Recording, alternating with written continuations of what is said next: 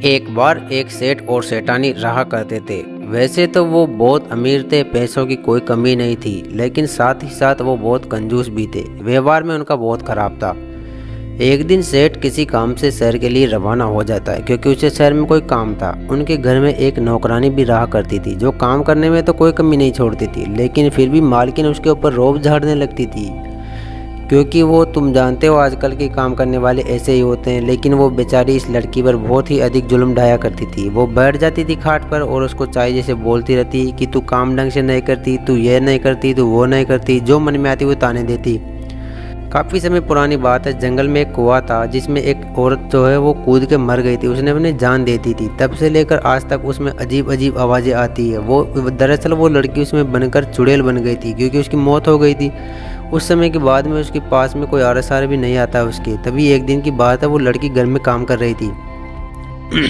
अपनी मस्ती से बहुत अच्छा काम कर रही थी, उसमें कोई समस्या नहीं थी। लेकिन वो जो मालकिन थी वो उसको चाहिए जैसे बोल रही थी कि आज तो दोपहर हो गए, अभी तक तेरा काम नहीं हुआ, क्या बात है, तू कामचोर होने लग गई आजकल धीरे धीरे, मैं तो तेरे को तनख्वाह भी टाइम पर देती हूँ।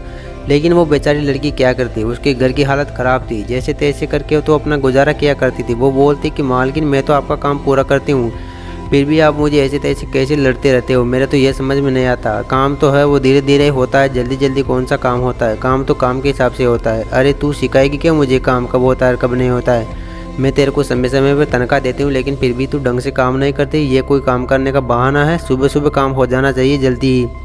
मालकिन, सुबह सुबह काम कैसे होगा? काम तो काम के हिसाब से होगा, मैं धीरे धीरे काम करती हूँ, अपना मन लगा के काम किया करती हूँ, काम में कोई कंजूसाई नहीं करती हूँ, आप जो बोलती हो वो करती हूँ, झाड़ा बुआरा करती हूँ, पूरा काम कर देती हूँ आपका, फिर भी आप मुझे लड़ती रहती हो।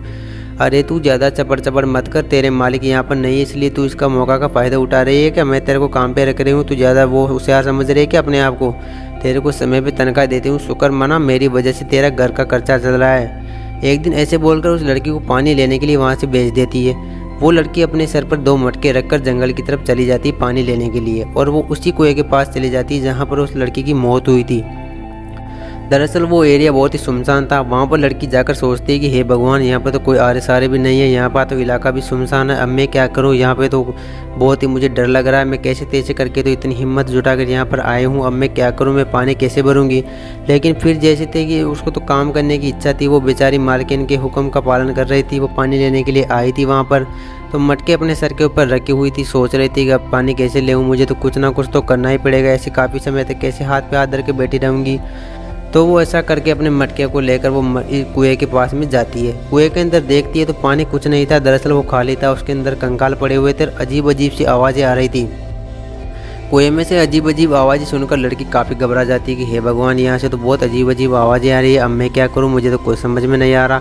थोड़ी देर वो वहाँ पर खड़ी खड़ी सोच रही थी यही कि यार ये कैसे हो सकता है, ये तो वही कुआं है जिसमें उस लड़की की मौत हुई थी। मुझे ऐसा लगता है कि उस लड़की की आत्मा जो है इस कुएं में भटक रही है, और वो आज भी सभी लोगों को यहाँ से डरा के भगा देती है। काफ़ी तेज़ आवाज़ें आ रही थी उस कुएं के अंदर से। वो लड़की काफ़ी देर से वहाँ खड़ी खड़ी समझ नहीं आ रहा था कि क्या किया जाए, देख रही थी कि आखिर क्या हो सकता है, मैं पानी कैसे लूँ। तभी कुएं के अंदर से एक बहुत लंबा हाथ आता है उस चुड़ैल का, जो कि उसको अंदर खींच ले जाता है कुएं के अंदर, जिसमें काफ़ी कंगाल पड़े हुए थे। वो लड़की घबरा जाती है कि आखिर यहाँ पर कौन है, मेरे को किसने अंदर खींच लिया। तभी थोड़ी देर में वहाँ पर एक चुड़ैल प्रकट हो जाती है। उसे देखकर वो लड़की घबरा जाती है कि हे भगवान, मैं तो इन तरह अंदर कुएं के अंदर आ गई, और ये चुड़ैल है जो कि बहुत ही डरावनी है। चुड़ैल बोल रही थी कि तुम यहाँ पर क्यों आए हो, तुम्हें अपनी मृत्यु का काम करना है कि यहाँ पर आकर? मैंने कहा ना कि यह कुआं मेरा है, यहाँ पर मेरा अधिकार है। काफ़ी समय पहले मैं इसके अंदर कूद के मर गई थी और आज चुड़ैल बन गई हूँ, अब ये कुआं मेरा ही हो गया। इसके आसपास जो भी आएगा वो मृत्यु के निकट चला जाएगा। हे चुड़ैल, मेरी कोई गलती नहीं है, मैं तो अपनी मालकिन का कहना मानती हूँ, उनके लिए काम करती हूँ। लेकिन इतना कहकर वो चुड़ैल उस लड़की के अंदर प्रवेश कर जाती है और उसको कुएं से बाहर बुला लेती है। कुएं से बाहर आकर वो अपने सिर पर मटके रखकर घर की तरफ चली जाती है, जबकि वो कोई लड़की नहीं थी, उसके अंदर वो कुएं वाली चुड़ैल प्रवेश कर गई थी। फिर वो वहाँ से धीरे धीरे घर के लिए रवानगी ले लेती है और घर आ जाती है। तभी मालकिन उसका ये हुलिया देखकर उसे चाय जैसे बोलने लगती है, इतना टाइम कैसे लग गया तेरे को, 2 मटके पानी के लाने में तू इतना टाइम लगा देती है, तो सारा दिन और काम कौन करेगा, तेरा बाप करेगा कि यहाँ पर आकर तनख्वाह भी ले जाती है मेरे ऊपर। तभी वो लड़की बोलती कि तू कौन होती है मुझे हुक्म देने वाली, तेरे कहने का काम करूँगी क्या मैं, तेरे बाप का नौकर नहीं हूँ मैं। इतना कहकर वो मटकों को गिरा देती है नीचे। तभी उस मालकिन की बहू बोलती कि यार ये कैसे हो सकता है, ये तो इतनी भोली भाली लड़की थी, कभी इसने कभी ऊंची आवाज़ में बात भी नहीं की, आखिर इसका व्यवहार एकदम से इतना कैसे बदल गया, मुझे तो कुछ भी समझ में नहीं आ रहा। घर के सभी लोग काफ़ी हैरान थे। मालकिन उसको बोल रही थी कि बेटा मेरे को एक बात बताओ, तुम्हारा स्वभाव तो इतना प्रेमी था, अब तुम अचानक से कैसे बदल गई? तुम अभी थोड़ी देर पहले तो ठीक थी जब पानी लेने गई थी, अब कैसे तुम्हारा व्यवहार में इतना परिवर्तन आ गया? तभी वो बोलती कि काफ़ी दिन हो गए मुझे तेरा जुल्म डहते डहते, अब जब तुम मेरे हाथों से मारे जाओगे मैं किसी को भी नहीं छोड़ूंगी। तुम्हारे बाप की नौकर हूँ क्या मैं, जो तुम्हारा काम भी करूँ, तुम्हारी बातें भी सुनूँ? तभी बहू बोलती कि यार ये कैसे हो सकता है, ये लड़की इतनी बदतमीजी से मेरी माँ से बात कैसे कर रही है? वो लड़की तो इतनी बदतमीजी से मेरी मम्मी से कैसे बात कर रही है, तेरे को शर्म नहीं है क्या? तभी वो उस लड़की के पास आता है और उसको उसके बाल पकड़ कर उसको पीटने लगता है कि ज़्यादा बोलने लगी कि तू मेरी माँ से इतनी आवाज़ में बात कैसे कर रही है, तू तेरी इतनी हिम्मत हो गई क्या जो कि तुम मेरी माँ से ऐसे बात करने लगी? इतना कहते ही वो लड़की उसके हाथ पे एक ज़ोर से बटका भर जाती है। तभी वो आदमी बोलता है कि ये तो मेरे हाथ पे बटका भर गई, इसमें जरा सी भी शर्म नहीं है क्या? तभी उसकी पत्नी बोलती है कि हाँ हाँ ये कैसे हो सकता है, आज तक मैंने अपने पति के ऊपर कुछ नहीं कहा, इसने बटका भर लिया। मालकिन बोलती है कि तू एक काम कर, आज से हमारा घर छोड़ के चली जा, तू किसी भी काम की नहीं है, अब मैं तेरे को नहीं छोड़ूंगी। ऐसा बोलकर मालकिन उसके पास जाती है कि तेरी पिटाई लगाती हूँ मैं। लेकिन इसके विपरीत ही कुछ हो गया, बल्कि वो लड़की जो नौकरान थी उसके अंदर चुड़ैल प्रवेश कर गई थी। वो लड़की ही मालकिन की चोटी पकड़ कर उसको खींचने लगी और ज़ोर ज़ोर से मालकिन चिल्लाने लगी कि चुप हो जाओ, अब बहुत देर हो गया तेरे को चिल्लाते चिल्लाते, काफ़ी समय से मैं तुम्हारी बकवास सुनती आ रही हूँ। वो बोले कि मुझे छोड़ दो, मैंने तुम्हारा क्या किया है, मैंने तो कुछ भी नहीं बिगाड़ा तुम्हें, मैं कभी नहीं कहूँगी मुझसे गलती हो गई, मैं इतने दिनों से आपको जो भी कह रही थी मुझे क्षमा कर दो, मेरी गलती हो गई, मैं आज के बाद तुमको कुछ भी नहीं कहूँगी। ऐसा बोलकर सभी के सभी घर वाले अपने घर से बाहर भाग जाते हैं आधी रात को ही, क्योंकि उनको काफ़ी डर लगने लगा था कि उस लड़की का परिवर्तन अचानक कैसे हो गया। तब उसका बेटा और उसके परिवार में आपस में बातचीतें होती कि माँ मेरी तो एक बात समझ में नहीं आ रही, अभी थोड़ी देर पहले जब ये पानी लेने गई थी तब तो काफ़ी ठीक थी, अब अचानक से इसका व्यवहार कैसे बदल गया, कुछ ही समझ में नहीं आ रहा है, क्या पता क्या हो गया इसमें मैटर, मेरे तो कुछ समझ में नहीं आ रहा है बेटा। मैं तो इसको पहले इतनी चाय जैसी बातें भी बोलती थी, लेकिन कुछ भी समझ में नहीं आ रहा है कि अब आगे होगा है क्या। आज तक तो कभी इसने मेरे से इसी बदतमीजी से बात नहीं की, बात तो दूर की बात नहीं से कभी ऊँची आवाज़ से भी मेरे से बात नहीं की। हाँ माँ तुम बिल्कुल सही बोल रहे हो, उसके कुछ ना कुछ तो व्यवहार में परिवर्तन आया ही है। काफ़ी देर तक परिवार वालों के बीच में बातें होती रहती है कि हाँ बिल्कुल मेरे भी ये समझ में नहीं आ रहा कि आखिरकार ये अचानक हो कैसे गया। मुझे ऐसा लगता है बेटा कि ये कुएं में पानी लेने गई थी, काफ़ी गांव के लोगों ने सभी ने कहा है कि उस गांव में चुड़ैल का साया है, तो मुझे ऐसा लगता है कि उस चुड़ैल की साया इसके अंदर घुस गया है, तभी ये इतना बिहेवियर कर रही है अपने साथ। ऐसा बोलकर सभी परिवार वाले धीरे धीरे वहाँ से चले जाते हैं और सोचते हैं कि अब आखिर क्या किया जाए। वो तीनों के तीनों घर भी आ जाते हैं, फिर वही बातचीत शुरू कर देते हैं, क्योंकि उनको काफ़ी अचंभा हो रहा था कि आखिर ये हो कैसे सकता है। तभी उसका बेटा दरवाजे से बाहर देखता है कि बाहर तो कोई भी नहीं है, यहाँ पे वो लड़की गई कहाँ। सभी के सभी घबरा जाते हैं कि आखिर होगा क्या, मुझे तो साफ साफ दिखाई दे रहा है कि अब आगे क्या होगा। तीनों के तीनों माँ बेटे अंदर की तरफ आते हैं, चारों तरफ घर में देखते हैं लेकिन कुछ दिखाई नहीं देता है, क्योंकि वो दिखाई कहाँ से देगा, वो लड़की वहाँ पर थी नहीं। काफ़ी लोग घबरा जाते हैं कि आखिर वो लड़की गई कहाँ, पहले तो उसका अजीब सा व्यवहार था और कुछ समझ में नहीं आ रहा है। तभी आगे देखते हैं तो अचानक से वहाँ पर एक चुड़ैल दिखाई देती है और वो चुड़ैल ज़ोर ज़ोर से हंसने लगती है। हा हा हा हा, आ गए तुम लोग, तुम्हारी मौत अब मेरे हाथों लिखी हुई है। ऐसा बोलकर वो लड़की उनके पास में आ जाती है और काफ़ी देर तक उनको घूर घूर के देखने लगती है कि अब तुम्हारी मृत्यु निकट ही है। वो लड़का वहाँ पर सूता हुआ था बेड पर आराम से, चुड़ैल उसका पाँव पकड़ती है और ज़ोर से एक बटका भर लेती है उसके पैर के अंदर।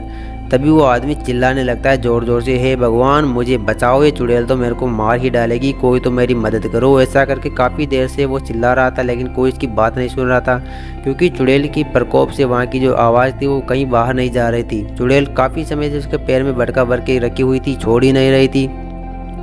उस पति की माँ और उसकी पत्नी दोनों देख रही थी खड़ी खड़ी। वो चुड़ैल भी वहाँ पर आ जाती है, तीनों की तीनों एक जगह हो जाते हैं। वो चुड़ैल वहाँ खड़ी हुई थी, वो आपस में बात कर रहे हैं कि ये कैसा हो सकता है, हमारे घर में चुड़ैल कैसे आ सकती है, ये नौकरानी चुड़ैल में कैसे परिवर्तित हो गई, हमारे तो कुछ भी समझ में नहीं आ रहा। हे भगवान अब हम क्या करें, मेरे तो कुछ भी समझ में नहीं आ रहा। ये चुड़ैल वही है जो कि उस कुएं के अंदर मृत्यु हो गई थी इसकी, जो आज उसकी आत्मा भटक रही है और लोगों को दर दर भटकाती है, परेशान करती रहती है। हाँ माँ ये बिल्कुल सही बोल रही है, ये चुड़ैल वही है। अभी मैं काफ़ी समय से सोता हुआ था, अचानक से मेरे पैर में दर्द हुआ तो मैंने देखा कि आखिर हो क्या गया। तभी मैंने अचानक देखा तो ये चुड़ैल मेरे पाँव में बटका भरी हुई थी। हाँ वे नालायको, काफ़ी दिनों से मैं उस कुएं के अंदर भटक रही थी कि कोई ना कोई मेरे पास आए और मैं उसके अंदर प्रवेश कर जाऊं। तभी अब वो लड़की आई जिसने तुम्हें काफ़ी दिनों से तुम लोगों ने उसको परेशान करके रखा था। अब वो मेरे पास आई, मैंने उसके अपने कुएं के अंदर खींच लिया और उसके आत्मा में प्रवेश कर गई। अब मैं तुम सबको नहीं छोड़ूंगी। हाँ वो बात तो ठीक है, लेकिन हमने तो तुम्हारा कुछ नहीं बिगाड़ा। हमने क्या कर दिया? हमें तो कोई बचाओ बचाओ ये कहकर वो लड़का तो घर से बाहर भाग गया। और वो बच्ची, उसकी माँ और उसकी पत्नी, वो सोच रही थी कि अब हम क्या करें। वो तो चले गए अपनी जान बचाकर, हमें कौन बचाएगा। ये बोलकर वो भी वहाँ से चिल्लाकर भाग जाते हैं, क्योंकि काफ़ी उस चुड़ैल से डर गए थे। वो चुड़ैल बहुत ही भयानक और डरावनी थी। तीनों की तीनों माँ बेटे फिर से घर के बाहर आ जाते हैं और वही बातचीत शुरू कर देते हैं कि आखिर ये कैसे हो सकता है। अभी थोड़ी देर पहले तो उस लड़की का व्यवहार थोड़ा अच्छा था, फिर थोड़ा बिगड़ गया, अब तो उसका पूरा हुलिया ही चेंज हो गया। वो तो पूरी की पूरी चुड़ैल बन गई। तभी थोड़ी देर में वहाँ पर गांव के कुछ लोग आ जाते हैं और वो बोलते हैं, क्या हुआ भाइयों, आप इतनी रात गए, घर से बाहर कैसे निकल कर आ गए? कोई समस्या है क्या? हमें बताओ, हम तुम्हारी समस्या का समाधान निकाल सकते हैं। हाँ हाँ ताऊ जी, बिल्कुल हमारे घर में बहुत ही भयंकर समस्या आ गई है। दरअसल हमारे पास एक नौकरानी काम किया करती थी। हमने उसको चाय जैसे बोला और थोड़ा पानी लेने के लिए कुएं के पास भेज दिया था। तो जब से वो कुएं के पास से आई है उसका व्यवहार ही चेंज हो गया है। वो तो हमको गालियाँ बक रही है, हमारे ऊपर हाथ उठा रही है, हमारे तो कुछ समझ में नहीं आ रहा। और अभी थोड़ी देर पहले जब हमने उसको देखा घर में जाके, तो वो चुड़ैल बन गई थी और ज़बरदस्ती से हंस रही थी वो तो। हाँ बेटा बिल्कुल सही बोल रहे हो, काफ़ी पुरानी बात है। जंगल में जो गहरा कुआं है उसके पास कोई नहीं जाता, क्योंकि काफ़ी समय पुरानी बात है। उसके अंदर एक लड़की गिर कर अपनी मौत हो गई थी उस लड़की की।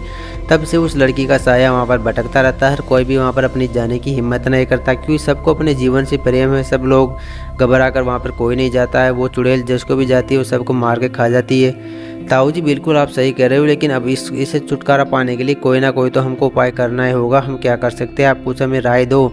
बेटा हमारे समय में एक बाबा ने कहा था कि उस जंगल में जाके हम उसको कुछ देखना पड़ेगा, वहाँ पर आग लगा सकते हैं, तब जाके कुछ होगा। सभी के सभी लोग वहाँ से चले जाते हैं और कुएं के पास आके खड़े हो जाते हैं और बोलते हैं कि अब इस कुएं में हमें कुछ ऐसा करना पड़ेगा, हमें यहाँ पर आग लगानी पड़ेगी, तभी वो चुड़ैल का साया उस लड़की से हटेगा। अब हम क्या करें? काफ़ी देर तक उनके बीच में बातचीतें होती है कि वो चुड़ैल तो बहुत ही भयानक थी, उसका तो रूप भी बहुत ही डरावना है, हमें तो काफ़ी डर लग रहा है।